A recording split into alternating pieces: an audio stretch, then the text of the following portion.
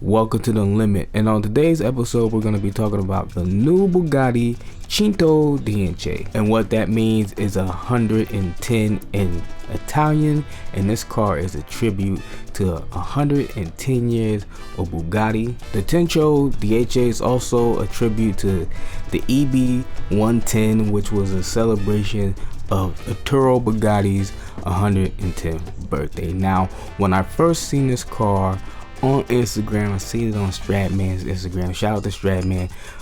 I thought this car looks a lot like the EB110, which is the black sheep of the Bugatti family. They haven't really acknowledged this car, and now it seems like they're bringing it back into the fold where it belongs. As some of you may know, a different company owned Bugatti during that era, so Volkswagen don't really acknowledge it.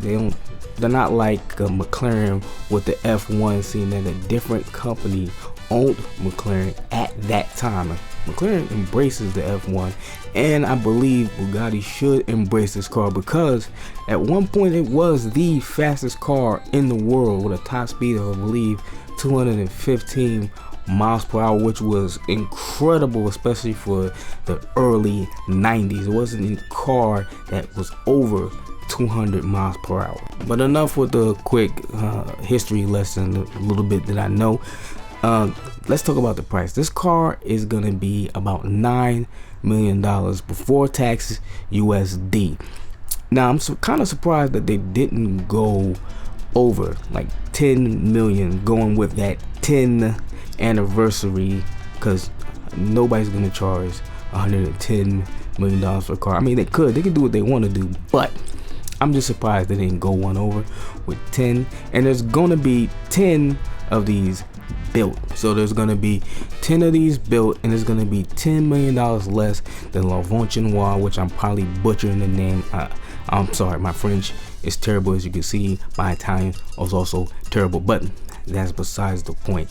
Let's talk about the design. The front of this car is really nice. I like the headlights. I like the eyelashes, as I said before, with the Devo, except these eyelashes are more fluttered open. They're not just there. They don't look like they've just been taped on. There's some actual function to them. It's for airflow and all that stuff. The small grille, it's not as tiny as the EB110, but it is a tribute to it. It looks just like it.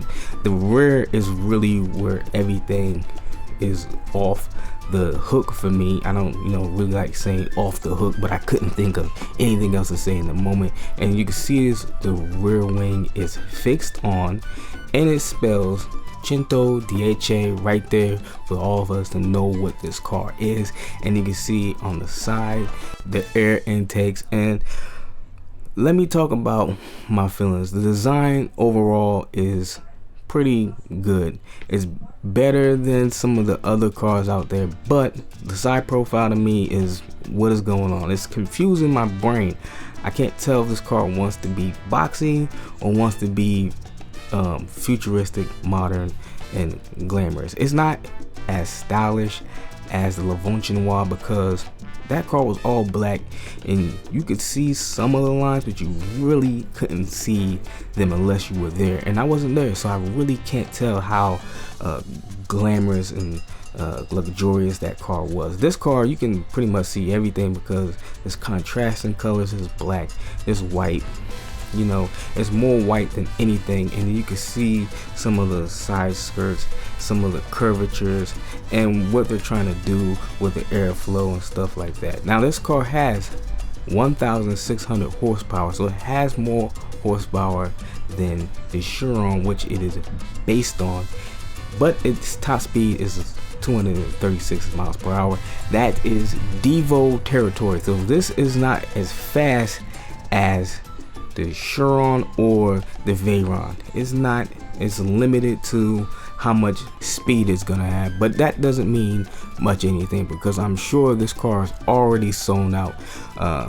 Volkswagen, Bugatti, they made their money on this car, and it's not a bad looking car whatsoever, but what people are gonna say. The same thing they've been saying about Lamborghini for a while. They're just going to take these cars and slap on a body kit of some sort and then mark the price up. I don't know if it's that simple. There might be more to it than that. And like I've said before, and what was alluded to before, I think Bugatti is going to keep making these special editions of the Chiron, or maybe even other cars, for the foreseeable future. They're doing well.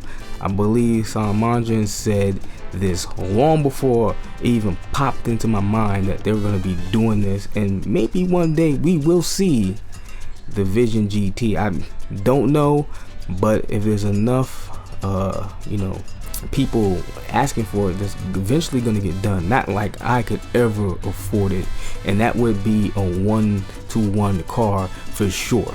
And I hope Bugatti does a bit of a tour with all three of the special editions, the Devo, the Lavonchinois, Centodieci together, because I would like to see all these cars together to see how they contrast.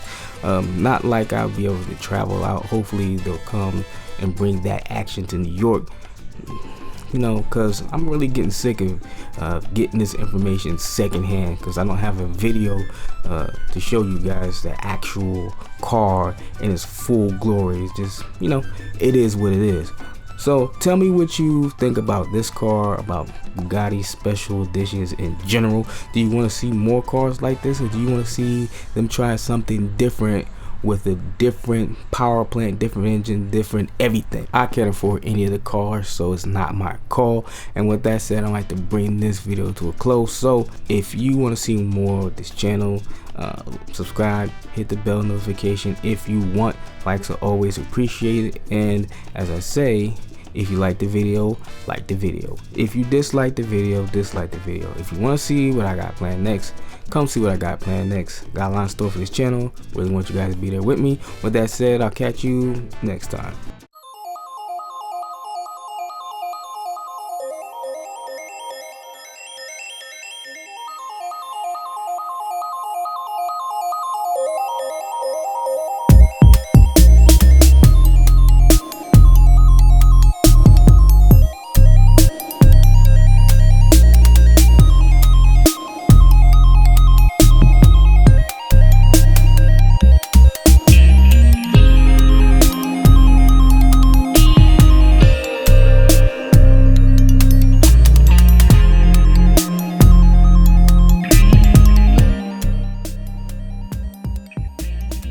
I'm going to really eloquently call them the little. And that's the key.